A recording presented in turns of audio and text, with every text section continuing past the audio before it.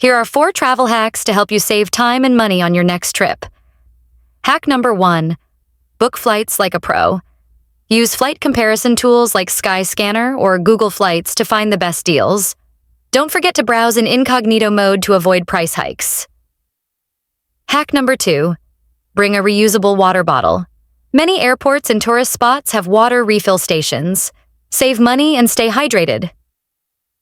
Hack number 3. Use public transportation. Instead of taxis, opt for buses, trains, or metro systems. They're not only budget-friendly, but also a great way to see the city. Hack number 4.